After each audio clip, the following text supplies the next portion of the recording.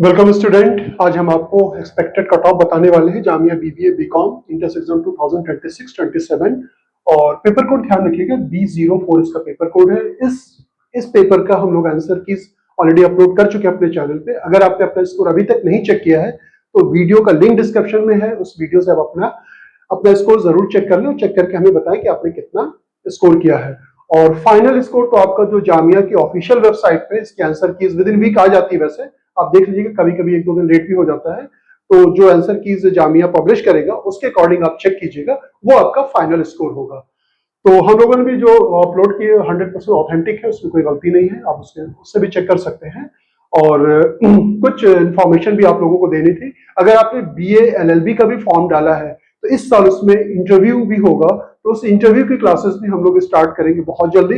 आप उस क्लास को ज्वाइन कर लें, आपके लिए बहुत बेनिफिशियल होगा, क्योंकि इंटरव्यू एक मेजर रोल प्ले करता है। और होपफुली आपकी जामिया के लिए फर्स्ट इंटरव्यू होगा, तो उसमें बहुत सारे फैक्टर्स मेजर करते हैं, like body language, communication skill, कैसे क्वेश्चन पूछे जाते हैं, किस तरह से उसको रिप्लाई किया जाता है। हमारे एक्सपर्ट फैकल्टी आपको पूरी तरह से ट्रेन करेगी, तो उसको आप जरूर ज्वाइन कर लें, आपके लिए डेफिनेटली बेनिफिशियल होगा।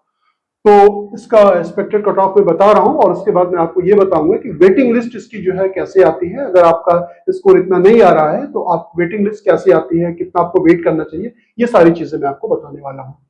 तो ये तो जब हम लोगों ने आंसर कीज जब हम लोगों ने अपलोड की थी तो क्वेश्चन को सॉल्व किया जा रहा था। मीनवाइल उसे पूरी तरह से एनालाइज किया जा रहा था कि क्वेश्चन का नेचर कैसा है, कितने बच्चे इस तरह के क्वेश्चन को कर सकते हैं। तो जितने हमारे फैकल्टी मेंबर हैं, हम लोगों ने जो सॉल्व किया है, अच्छी तरह से एनालिसिस करने के बाद ये डिसीजन लिया है कि जो कट ऑफ जो जा सकता है, एक्चुअली में जो पेपर का नेचर अगर हम कहें वो इजी टू मॉडरेट कह सकते हैं, बल्कि इजी सेक्शन ज्यादा था, मॉडरेट सेक्शन कम था। दैट्स वाई जो इसका जो कट ऑफ होगा जनरल का वो 70 जा सकता है।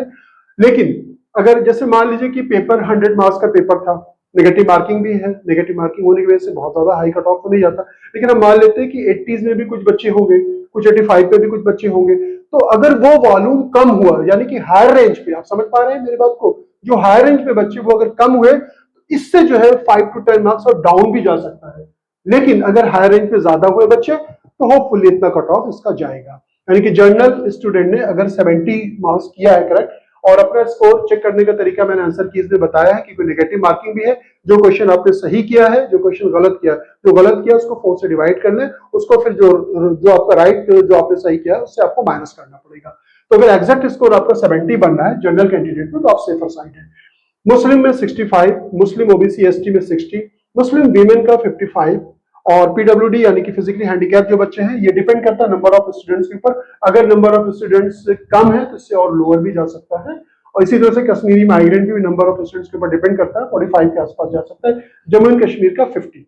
ये तो कट ऑफ है। अब आप सोच रहे हैं कि अगर मेरा कट ऑफ से कम हुआ, मान लीजिए कि आप जो है मुस्लिम कैंडिडेट है और 65 नहीं आपका 60 है, या मान लीजिए कि आपका 50 है, उस केस में क्या होगा कि आपका जो है वेटिंग लिस्ट आती है, जो रिजल्ट आएगा, क्योंकि उसमें इंटरव्यू नहीं है, तो जो रिजल्ट आएगा, जो सिलेक्टेड कैंडिडेट होंगे उनकी पूरी लिस्ट आ जाती है।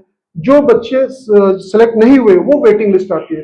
पहली वेटिंग लिस्ट जो आएगी, पहली वेटिंग लिस्ट जो है उसको जब आप लोग जो है, मान लीजिए कि जो आपका फाइनल रिजल्ट आ गया, उसके बाद फिर एक हफ्ते के बाद, 15 दिन के बाद फिर उसकी जो वेटिंग लिस्ट क्लियर हो जाती है।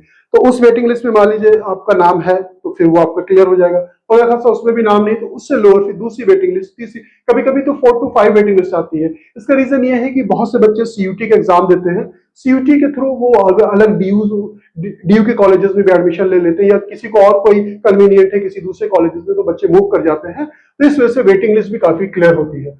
तो जब रिजल्ट आएगा आप देखिएगा, रिजल्ट के साथ साथ जो बच्चे सिलेक्ट हैं उनकी वेटिंग लिस्ट भी, पहली वेटिंग लिस्ट आती है, फिर उसका दूसरी वेटिंग लिस्ट। हाँ, एक चीज और भी होती है, मुझे याद आ गया, स्पॉट एडमिशन का भी प्रोसेस होता है, वो लास्ट में होता है। वो जैसे कुछ सीट वैकेंट रहती है, वो बच्चे अगर नहीं आए हैं तो कुछ बच्चों को मेल किया जाता है, और मेल करने के बाद अगर आपने वहां पे इनरोल कर दिया, और तो फिर आपको रैंडमली जो है उसके बाद आपको बुलाया जा सकता है एडमिशन के लिए, वो तब कि जब आपका स्कोर वेटिंग लिस्ट में आपका नाम हो तब। ठीक है, तो ये प्रोसेस है। और भी कोई क्वेरीज अगर आपके दिमाग में तो आप उससे पूछ सकते हैं, और वीडियो को आप जरूर देख लें, जो हम लोगों ने इसके आंसर की इसका वीडियो अपलोड किया, आप उससे जरूर देख लें। और भी कोई क्वेरीज है तो आप उससे पूछ सकते हैं। Thank you so much for watching us.